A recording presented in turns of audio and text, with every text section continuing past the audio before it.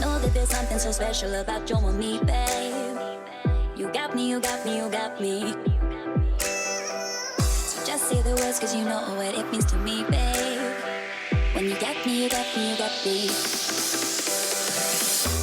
Hey, it's time for Improve with Auntie, a clever roundtable for aunties like us. I'm Andrea Klender, your dialogue starter. If a monologue is one person and a dialogue is two, what's four?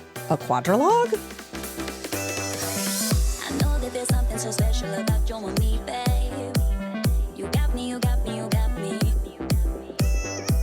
So just say the words, cause you know what it means to me, babe. When you got me, you got me, you got me. Well, hello there, and welcome back to Improve with Auntie. If you caught our first episode of the show, holly jolly winter holidays. And if this is your first time at our podcast roundtable, great to meet you. I'm Andrea Klender, and in just a few moments, an incredible roster of aunties is going to be joining us to talk about that oh so important, totally taboo until now topic, money. And I know you're just here to listen, but if you want to be part of our future episodes, let me tell you how. We produce a number of segments here at Improve with Auntie, and we could use your help. Number 1, Ask Aunties is our advice column where you can submit a question about any aunt-related topic, and we will do our very best to answer it. Number 2, How Not to Auntie are woeful stories of auntie fails we can all learn from. Number 3, Proud Auntie Moments are an opportunity to brag on our nieces and nephews. And number 4, Cool Things Aunties Do is a moment to brag on yourself, which sounds terrible. But what I mean is to share something special that you've done or are doing where you really shine, whether it has to do with your nieces or nephews or not. For example, oh, hey, it must be time for Cool Things Aunties Do, a time for us to shine in our own awesomeness. A cool thing I did this winter was book myself a personal creativity retreat at an Airbnb in Wisconsin for that weird week between Christmas and New Year's. It felt like a silly indulgence at the time, but it was so refreshing. I talk about it more on my other podcast, The Creative Imposter. Wait, was that just a Cool Things Aunties Do segment? It was, but enough about me. We want to get to know you. You can type your question, story, or announcement for any of those segments and email it to andrea@thecreativeimposter.com, or even better, record a voice memo on your phone or computer and upload it so we get to hear your voice at bit.ly/askaunties. That's bit.ly/askaunties. Those links, of course, will be in our show notes in the episode description in your app and at improvewithauntie.com. You'll also find the link to our Cool Aunties newsletter. Yes, newsletters are still cool. We'll let you know when new episodes drop, along with other opportunities to connect and be part of the show. Get your name on our list at bit.ly/coolauntielist. Last thing, let me tell you about our amazing superstar panel of aunties for today. Each episode, we have a revolving roster of aunties. And for this episode, I had the pleasure of chatting with Diana Solomon Glover, Monica Rivera, and Pam Covarrubias. Diana is an incredible writer who I met through a podcast I produce with the Santa Fe Opera called Key Change. And she has a new opera for which she has written the libretto. That is the story and the words. Inspired by the life of voting rights activist Fannie Lou Hamer, that opera is called This Little Light of Mine, and it is having its world premiere later this year. Monica Rivera is a first-generation Latina from NYC who is a marketing professional by day and podcaster by passion. Okay, I cheated and read that off her website, but seriously, this woman is so creative and inspiring, I don't even know what to say. I met Monica through podcasting, of course, and she's been featured on both The Creative Imposter and my other show, Podcast Envy. Her show, You Want to Do What? Features inspiring stories, messy parts included, and the best tips and strategies to achieve your goals and bucket list ideas. And last but not least, Pam Covarrubias, another star podcaster and business coach and EFT tapping practitioner. Her show, Café con Pam, features fearless Latina and Latinx people of the global majority that break barriers, change lives, and make the world a better place while living in the U.S. Pam has also been a guest on both The Creative Imposter and Podcast Envy, and you will be able to find these cool aunties with the links in the show notes, or probably even just by Googling. Okay, enough of me talking. Let's hear from our other aunties. Welcome, everybody, to Improve with Auntie. We have a deep conversation. I don't know that it's going to be deep just yet, but I feel that it's going to be deep because we have, of course, an illustrious panel of aunties. Hi, I'm Monica. I am an auntie or a titi to a beautiful, rambunctious, passionate 4-year-old. She's my pride and joy, and I am calling in today from Jersey City, New Jersey, but always representing the Bronx, which is where I'm from. Hello, I am Pam. I am Thea to K and I, and I'm calling in from the land of the Kumeyaay, also known as San Diego, California. Hi, I'm Diana, and I am an aunt, that's the way we pronounce it, in to two wonderful nephews and a niece who are adults, and they live in St. Louis, Missouri. I live in New York City, so I don't get to see them a lot. And I'm Andrea, and I am the auntie of a very precocious 4-year-old. She has taken to wearing hoodies with the hood up. Her dad just 3D printed a ukulele for her. Mind you, she already had a ukulele, but now she has a purple ukulele that was 3D printed, which blows my mind. And so she has videos like playing ukulele with her hoodie on, with her hood up. And I'm like, you are 4 going on 15. You're an angsty 15-year-old already. And her 2 twin sisters who have just turned 1 recently. And I'm coming in from Chicago. So thanks for being here, everyone. Money. When I say let's talk about money, what's the first thing that comes to mind? I love talking about money. So it is one of my favorite things to talk about. I don't think we talk about it enough. I think especially as women of color, we don't talk about it enough. So whenever I get the chance to talk about it, I get very excited. And I already talk about it with my 4-year-old niece. So I'm all about it. Okay, wait. When you talk about money with your 4-year-old niece, like how do those conversations go?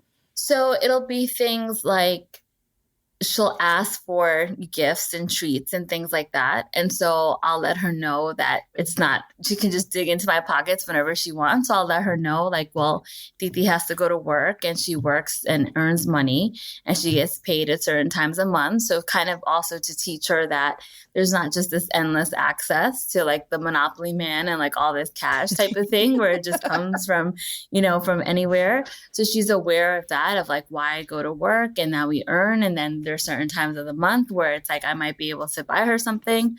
And also it's other things like she likes to wash her hands all the time. And she's always talking about, I want to lather my hands, but she uses all this soap. And I'll sort of explain to her that we can only use a certain amount of soap and to kind of, just put those ideas in her head of that there's a cost associated to things. And so she gets really respectful kind of understanding about those topics. And just recently, she wanted my attention and I was paying a bill on my phone. And I said, do you want to pay a bill? So do you know when we watch television? And I sort of explained to her, like the television, there's like a cost associated. And so she went on the app and she put in the digits and I showed her what it was and she hit send. And I said, look at this, you just paid your first bill. And she felt really excited about being part of the whole process of it. And so it's just little things like that I'll talk to her about. And it's like nothing, super serious, but it's like enough to just sprinkle in her head that there's a value to things. Money, money, money, honey. I got that. Money, money, money, money, honey. I got that. Money, money, money. Diana, what comes to mind for you when I say let's talk about money? Well, in terms of my family, what comes to mind is I'm a little older than the rest of you, so I'm a generation older. And what comes to mind is a perspective, a pedagogy that I grew up with in my family.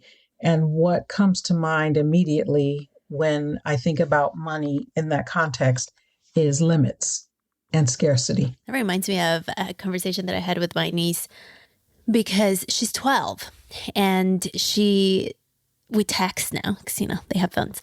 And so she texts me all the time. And somehow we got into the conversation of what is she going to drive when she can get a car? When she turns 16 or whatever, 15, I guess. I don't know. And so I was like, why are you thinking about this? And she's like, because my grandpa lets me drive the golf cart. And so because I can drive the golf cart, I know how to drive. And I'm like, not the same, but okay, we'll go with it. And so she was looking at cars that she could get or that she wanted. And I was like, okay, so tell me what do you want? And she sent me this picture of this car. And I was like, well, why do you want that car? And she said, because it's cheap. And I was like, oh, that's interesting. So what makes you pick the cheap one? And she was like, well, because I don't want daddy to spend that much money. And I was like, well, what if you save money for it? What if, I don't know, why do you have to go for the cheapest option? And what comes to mind? And that just made me think of the conversations that she's heard around money, to Diana's point of scarcity and like, let's go for the lowest, And so then we had this conversation of, well, what do you want? What do you want if money and resources wasn't an issue, which you're 12. I don't know why that is at this point. But if it wasn't, then what would you pick? And so then that expanded her possibilities. And I think that was a pivotal conversation or time for me and my influence and the beliefs that they're creating around money, because we can't control what their parents' conversations are around that, but we can truly engage in these types of conversations. Yeah, I was thinking about this because, well, obviously because we had this episode coming up, but I think about it a lot because in my late 30s is when I started to realize that money was not objective, that money is a subjective conversation, and that people think differently about it and relate differently based on experiences. I don't know why it took till my late 30s to have this realization, but basically, and we never really talked about money in my family growing up. When we did talk about money, it was from this scarcity perspective. And I don't say that to be critical of my parents. I say that because I think they were trying to protect me in some way. But it was very much about what we cannot afford. And on top of that, the other layer was not just what we don't have or what we can't afford, but it was also that there was like a judgment on people who were quote unquote rich. Like I remember this. I don't know if this is exactly 100% true because, memory, whatever, but this is how I interpreted it. If I had friends that bought clothes at a certain store in the mall, which was like the equivalent of Marshall Field's for those of us who grew up in Chicago or wherever, it was called Hudson's for us in West Michigan, Hudson's department store. I had friends who shopped there. We did not shop there. And I remember my mom saying things like, oh, we don't shop in that store because only snobby people shop in that store. And probably she thought she was being funny or like whatever, but it created this weird judgment of, oh, if you have money to shop in that store, you are a snobby person, or like only rich people fly on planes, as if they were like this other thing. So that when I got older and I could make a choice to shop in that store, or I could make a choice to travel on an airplane, I felt like I was somehow stepping out of there was something like a betrayal across the boundary. Yeah. Or, oh, who do you think you are to like fly on an airplane or to shop at the Gap, to buy socks at the Gap or whatever, like when we were in high school. Andrea. But you worked on that until you had no qualms about shopping in those places. Well, but like worked on and still continue to work on it. Yeah. Because it's so deeply ingrained. Who are you to think that you can do this or spend money on that, or that you deserve to do this or that, and that there's a value judgment on the way that money is spent? I'm gonna spend all this money. I'm gonna spend all this money. Yep. I'm gonna spend all this money. Yeah. I'm gonna spend all this money. Yeah. I'm gonna spend all this money. What? I'm gonna spend all this money. Yep. I'm gonna spend all this money. Yeah. I'm gonna spend all this money. Why this is related to being an auntie is it's interesting for me because I see my nieces growing up in a very different income bracket than what we grew up in. Yeah. Like a much higher income bracket. But their parents still have our stories. Going back to my niece's story, still live in a house with a yard, and I don't have a house that I can call home, that I can, people talk about their childhood home. I don't have that. I don't know what that means. She does. Yet her dad and her mom, both parents, they still pass on the stories. And to your point, Andrea, of the protection that our parents put on us of like, oh, only the snobs go there. It is a way to contain the desire that like, oh, well, we can't go there because we're not those people. But then we create the stories as we grow up and we can go, then there's a shame around it. Right. Such a trip, super layered. Yeah, it threads through every aspect of who we are, class and race and all of those subjective values and orientations. So for me, and I know that's, I think I come on to these episodes and I always have sort of this hot take, right?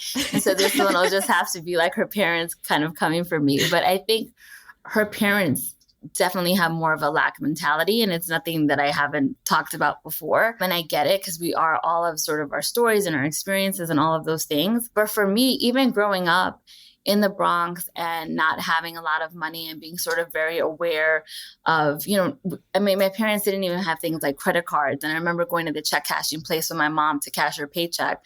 But for me, I think you can kind of go two ways. You can either adopt the lack mentality, or you can overcorrect and go the other way and say, you know what, I'm going to have a more abundant mindset because I'm going to just try to do something differently, or just simply not follow necessarily what their blueprint is and write my own. And so that's just something that I think I personally did. I had enough sort of models, I guess, around me in terms of I want to get these things for myself. So thanks for showing this to me. I understand that you guys might not have it, but I'll figure out how to get to have it on my own.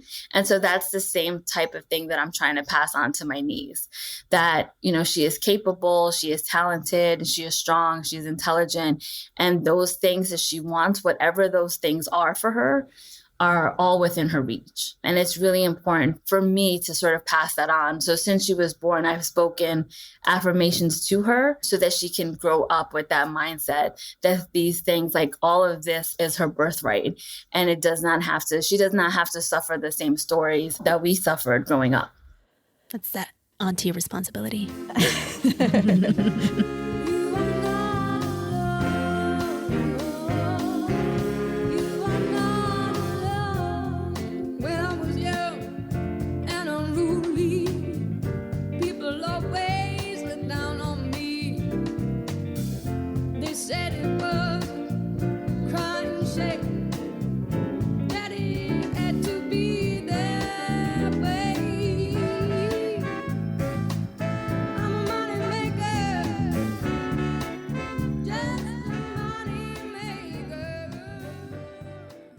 I interact with some extremely wealthy people, the 1% of the 1%, and over like a decade now.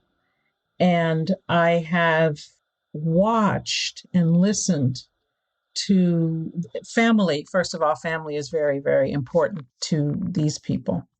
It's everything. And I've watched the way that they ensure that their wealth passes from them to the next generation. And I came to realize that my family, we passed, like you were saying, Pam, we've passed our ideas about having, about lacking abundance or the lack of abundance. We have taught our children those lessons of scarcity in the way that these other people are teaching their children that there are no limits when it comes to money. I'm glad to say that they have a lot of integrity and very stellar family values. So they pass that on to their children as well. But they pass on this understanding that there are no limits. If you want something, you have it. Well, that actually brings me to a segment. And now the moment you've been waiting for, Ask Aunties.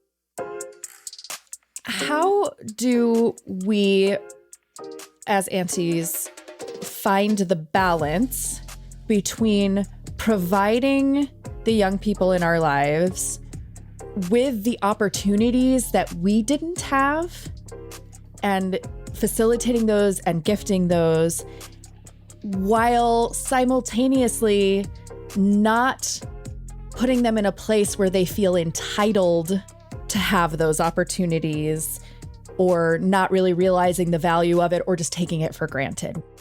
I think that's a very, very, it's like a balancing act. That it's a very, very difficult balancing act. And I like, Monica talking to her niece and saying, you like this, we're enjoying this thing right here, and this is the value of it.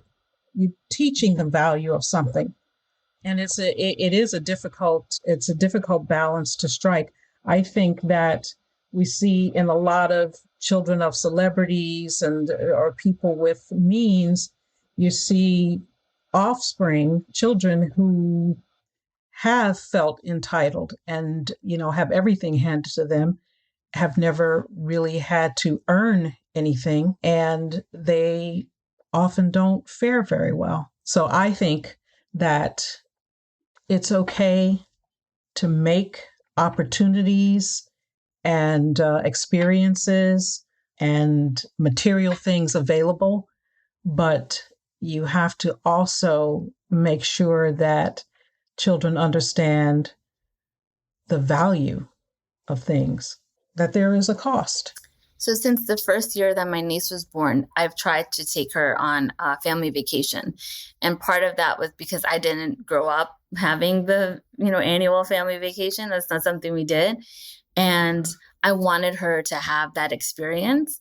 But also I do try to teach her that when you work, you earn time off. And then this is the time that we're taking. So she understands that this week is a special week, that we get to go out and these are the things that we're going to do together as a family. And she really values that. And she gets really excited, like, oh, it's family time. And I'm so excited about things we're going to do as a family. Let's take pictures as a family. So she loves to use the word about family and putting those things together. And then I do the whole thing at the end of the vacation. I put a little scrapbook together that has our pictures so she can remember that.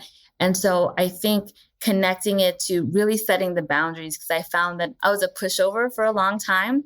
Whenever she wanted to see me and, I'd drop everything and it's okay, I'll be right over. And I still, to a large extent, try to be as available as I can to her. And I probably see her 5 days a week, which is, a pretty good amount of time, but sometimes she'll want to see me every day. But I've started to really express okay, Titi has to work. And when I'm done with work, I'll be able to come over on Thursday and just really explain that to her. So she understands that I'm doing something. And these are the things that provide the family vacations. And these are the things that provide toys or, new clothes for when she goes to school and those types of things. So she's really open to listening. And I think most children are open to listening. I think a lot of times we don't necessarily give them enough credit. So if we explain things to them, they really will try to connect those dots. And so even when she sees me on the laptop, she'll say, oh, I want to send an email too. And so she starts to kind of put those connections together, that those things are happening. And I think it's just really handling it delicately, and I'm not, explaining to her what my conference calls are about, but just in broad strokes, explaining to her what it is we're doing and sort of connecting it to then the experiences that we're able to have. I had to realize that for a while, whenever I would go over to my sister's house, my 4-year-old niece, Riv, I love to bring stuff. I don't know. Did you all ever read the Babysitter's Club books growing up at all, or have watched the Babysitter's Club series that came out on Netflix this past year? In the Babysitter's Club, it was this group of, I don't know if they were 13 or 12 or I don't remember how old they were, somewhere in a fictitious town in Connecticut. And they were friends and they created this club where they would go babysit for the neighborhood kids. And they had these little kits that they would bring. And each babysitter had their own personality. And so they had their own kit. And it was fun stuff to do while they were babysitting. And to me, that was just, I don't know why I obsessed over that so much, like the kit, the kit, the kit. And so whenever I would come to hang out with Riv, I would always want to bring something fun. And sometimes that fun thing is a gift that she gets to keep. Sometimes it's a book that I checked out of the library because I live in Chicago and she lives in the suburbs. So I'll go to the Chicago library, check out a book, and then we'll read it together and then I'll bring it back. Sometimes it's just a cool thing to play with that maybe she's never experienced, like a musical instrument that I have or something like that. And at a certain point in time, when I would arrive, she would be like, Auntie, what do you have? And she would immediately go to my, like, whatever bag I had with me. She just would go straight to it. Or she'd say, what did you bring me? And my sister was like, stop bringing her stuff every time you come over because she just expects that that's what's going to happen. And it didn't even seem to matter. Like, it's not like if I told her that she wasn't keeping this thing, she didn't get upset. It was just like, what new thing did Auntie bring? And she was like, stop bringing her stuff all the time because she always thinks. So now whenever I show up, whether I have something or not with me, whenever I see her and she's like, Auntie, I'm like, Riv, what did you bring me? And she's like, nothing. To try to like subvert that expectation. But I just want to give her stuff all the time. I don't know. I know. Well, you are the gift. You're present. I tell her that sometimes too, because she'll do that too. Like, Titi, what did you bring me? And I'm like, me, right here. I'm the gift. I'm the surprise. I'm the party, all rolled up in one. And sometimes she just stares at me, and then other times she'll say, you're so silly. Let's go play. So it depends kind of like on her mood. But other times she's like, yeah, you're cool and all, but I would really love a treat or something else you might have. And I'd be like, well, this is all we have today.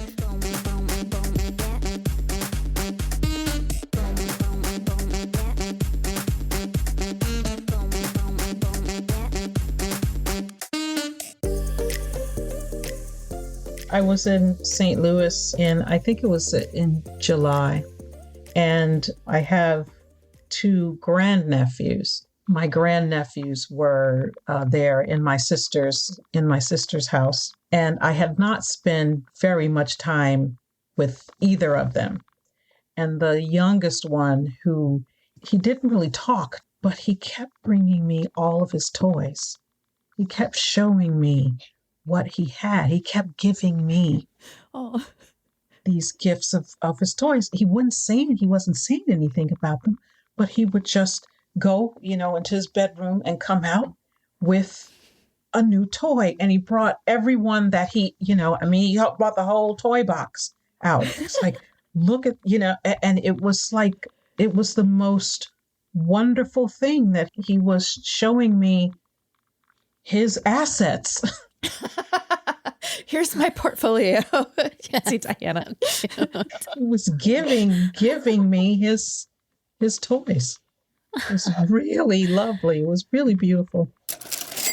So for me, it's an interesting dance that I have to navigate constantly because as a daughter of immigrants, the story that I carry is work has to be really hard, or we have to work really hard to make money.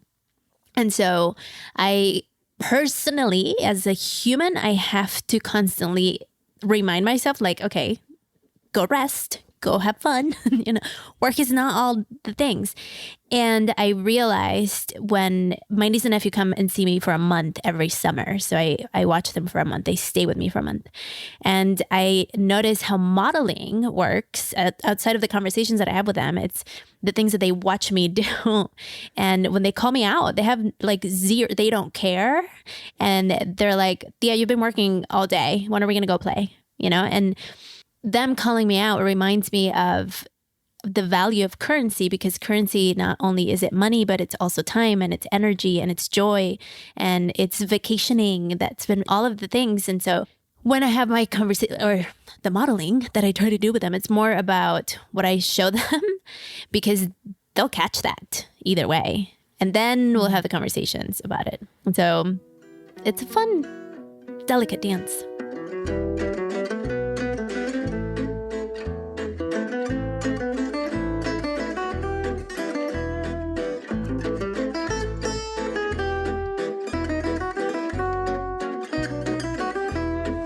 I want to come back to this idea of legacy because we talked a little bit about the legacy of the stories and the narratives and the mindsets and the scarcity mentality versus abundance mentality and those things that are passed down from generation to generation. In terms of like actual assets and Diana's great nephew, one great nephew, not two greats, one somewhere in the chain, grandnephew, his investment portfolio of his toys. But when we start to think about legacy planning, I actually listened to a great podcast episode from a woman named Jacquette Timmons, who I really like. She has a podcast called More Than Money. And she had an episode come out about talking to your family members about money over the holidays, like for parents, children, sisters, brothers, planning money conversations with your family, which is like something that we have sort of tried to do and have failed miserably a million times. But for a lot of us, we don't have children and are not planning on having children. Like I am not, but I am self-employed and I have a business that I'm building and I am planning on having assets that when I go, need to go to someone. And most logically, probably my nieces. So I'm wondering if anyone has started down that path of like legacy planning of what and how we're actually leaving behind the things that we are generating in our lifetime for our nieces and nephews. I want to leave a house to each one of them. A house to each one of them? Yeah. And I already told them because I dated a guy back in the day when I was in college who lived in the house that his parents bought for him and his sister so they could go to college. And I thought that was the most fascinating thing because they arrived to college and they had a little 2-bedroom house that was theirs. And it was created, it was there for them to live while they went to college and they didn't have to worry about rent. And I worked full time through school. I paid my whole education, so my college experience looking at it was like, what? This is so foreign. And so thinking about the legacy and me getting in my real estate investment journey, I'm already thinking about, okay, I'm going to leave one house to each one of my family members so they don't have to worry about living at least when they go to school or at any time. So there's something left.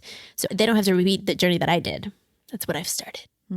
So for me, I hope no one pushes me down the stairs after hearing this, but this place where I live now, so my condo is for her. And then since she was born, I've already put money into an account. And so I have an UTMA account. So it's like an investment account for her.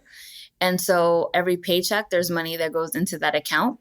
And so she already has like a investment portfolio that she's been building that I tried to show her the other day that she wasn't that interested in. But I feel like as she gets older, she'll start to become, more interested in that.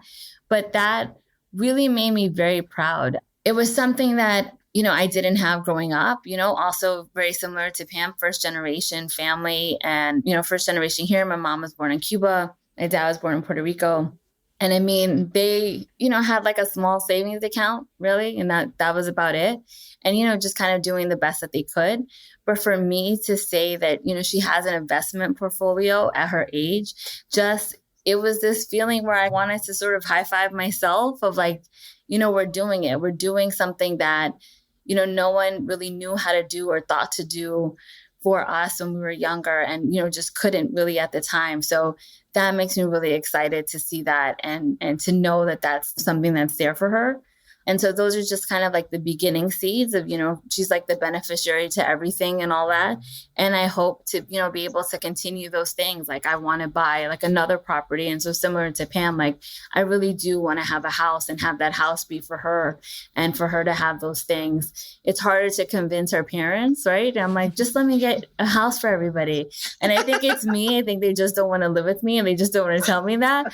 But, if they say, yes, I'm down so we can, do this whole house thing, but I get it. I'm still working on it. So maybe, season 2 or season 3, I'll have a different update. on that house situation. Monica, do you already have that stuff like documented when you say that she's like the beneficiary of this or that? Mm-hmm. How did you figure out how to do all that stuff? So growing up for me, so my parents passed away when I was young. And so I had to learn about estate planning when I was a teenager and just became like really aware at a young age, just like what that was and all of that. So because it's always been on my radar, you know, pretty much my entire life, it feels like, it was something that I was just very mindful of, like as I got older. And so when she came into the picture, it's funny how that works because I don't have any children of my own, but I became so much more aware, I think, of my own mortality and wanting to make sure that there was something there for her. So that really encouraged me to get all those things in order. Because for myself, I was like, who cares? Or I won't be here. But then when she was here, it's like, no, I want to have something for her. I'm not going to work this hard just to have this place taken and, you know, be given to the state of New Jersey. Like that's not going to happen. So I just got more intentional about planning those things. And you said that was an UTMA account? Yes, UTMA. Investment account? Mm-hmm. UTMA. Yeah, so it's like I forget what the U stands for, but it's like a trust minor account is what it stands for. Yeah. And so basically you manage the account for them. So their name and social security is on it, but because they're too young, you're sort of managing the account on their behalf. Stash has that too, where you can create accounts attached to your account for minors. You said through Stash? Stash. I do want to make sure that we get in another segment, which is our How Not to Auntie segment. When all else fails, read the instructions. So after Monica has given us all of this responsible estate planning advice and all of these things, I believe that Monica also can keep herself on the level ground here with a How Not to Auntie moment. What do you have for us? It's pretty terrible. So, I mean, drag me if you wish, but I recognize that it was terrible. So my niece is in school. She's 4 years old. And so she has, you know, her friends in class. And so occasionally, she has this one particular boy that she's very fond of. And sometimes he's cranky or doesn't want to play with her or whatever that is. And so I pick her up at school and she says, you know, so-and-so was mean today. I want you to throw him in the garbage. And so I said, point him out. I'll throw him in the garbage. But now she has this idea that I'm literally going to throw these people in the garbage. So wherever we are, if she's like unhappy, she's like, Titi, throw him in the garbage. And I'm like, what did I do? Because now I'm sort of the muscle that she thinks is going to throw everyone in the garbage. And I'm like, I should have handled that totally differently. This is my Bronx mentality. You can take the girl out the Bronx, can't take the Bronx out the girl. Now I'm talking about throwing everyone in the garbage. And so I'm trying to figure out how can I roll this back because it's been like several months and I don't know how to get out of this. I'm the person that's going to throw them in the garbage. Irreversible. I think so. Irreversible. And she says it anywhere. And like we're walking on the train platform or whatever. And she's like, Titi, throw him in the garbage. I'm, oh, God. Yeah. I support. That's a great one. That is amazing. I'm imagining if she ends up having a proclivity towards art or like drawing, like I'm imagining sometime a cartoon drawing or a comic book of TT throwing somebody in the garbage. Like this is art that's going to happen, I think. It might. With a superhero cape. I kind of like that. But yeah, right now I feel shame. And then whenever I see his dad, like sometimes we pass each other on the walk from school and she's like, oh, that's so-and-so's dad. And I'm like, please don't say that I'm going to throw him in the garbage. Like I tell myself that secretly every time, hoping she doesn't say it. Oh, man. Yeah. When they're 4, they have no filter yet. Yeah. So we have just a few minutes left here before we close out and say goodbye. I'd love to just get some closing thoughts, words of wisdom for aunties who are navigating the money conversation with nieces and nephews. I would say don't be afraid to have the money conversation.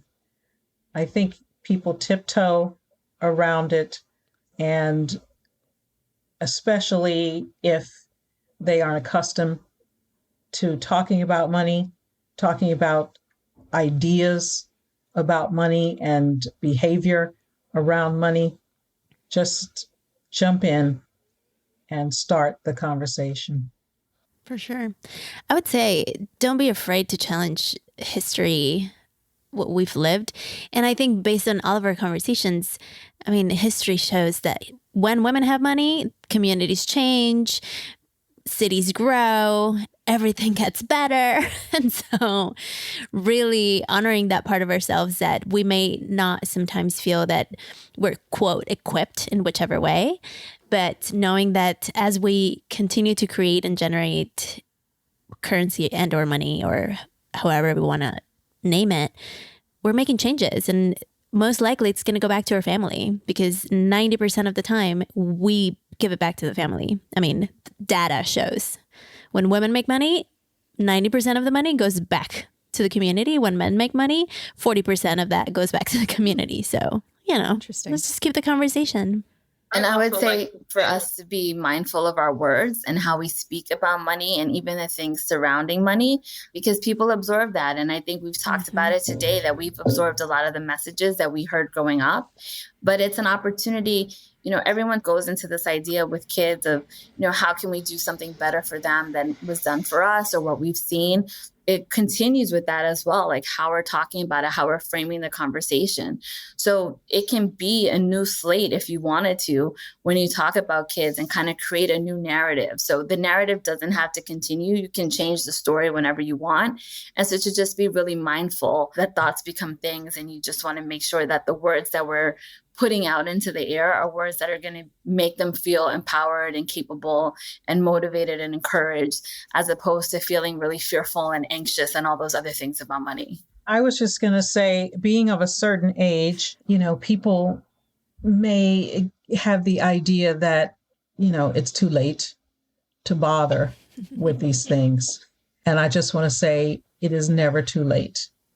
It is never too late to start educating yourself about money, to start talking about it with people, to learn about how money works in the world.